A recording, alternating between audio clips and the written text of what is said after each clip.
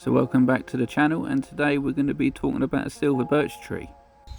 Not this one, this one.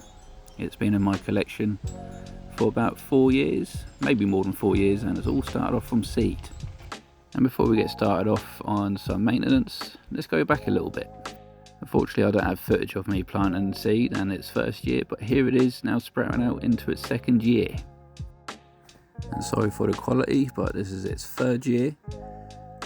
And it's currently going through winter. It has been a tree that I have practiced a lot of techniques on, and this was after a full defoliation in 2022, and it grew back strong. The reason why is because it had an aphid infestation that was very persistent no matter what I used. And here we are back into winter 2022, and here we are in October 2023. And now what we're doing today, we're just going to do some directional pruning and cutting off what's dead. This tree has been through a lot this year. I have really pushed it to its limit, with a full repot and full defoliation in early summer, as I just had to see how strong these trees can be. Now I could let this tree grow on in a much bigger pot to thicken up the trunk, but that's not the plan I want for this tree. I don't want it to get any fatter, I don't want it to get much taller. I kind of want it to be a tall, slim tree with nice droopy branching. And today we're going to be cutting back what's dead, what isn't going right, and growth that is just far too strong, to try and correct the taper within the branches.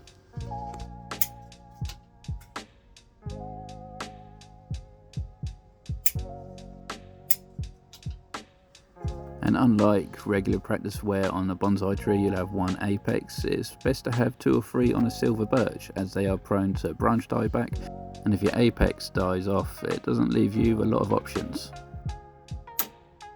See now here where it was defoliated early on in the year, it grew these buds and then the buds never opened and they died off. So what we're going to do is snip it back to where it's actually growing.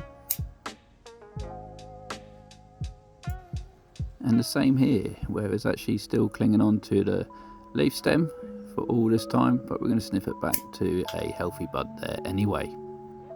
And here it's started some growth in between the 2 branches, where we constantly wanted them going off in 2, so we're just going to snip this little piece out.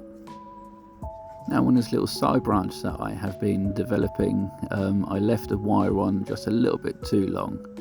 And when I first took it off, the wire bite didn't look that bad, but as it's began to callus over, the bark has peeled off and it just became looking ugly. So what we're going to do is cut it all the way back to where it's fresh growth and start this side branch again, which is a shame because I managed to get some nice growth on this side branch, but it will be back there again within a year.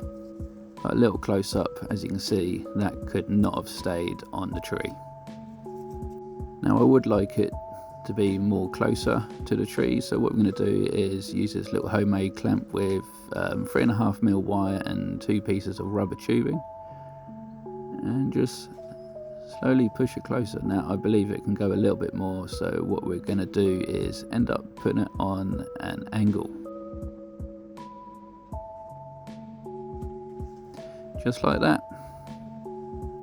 Now I know this tree isn't nothing too special to look at the moment, but this time next year it's going to be overloaded with fresh growth and a new styling.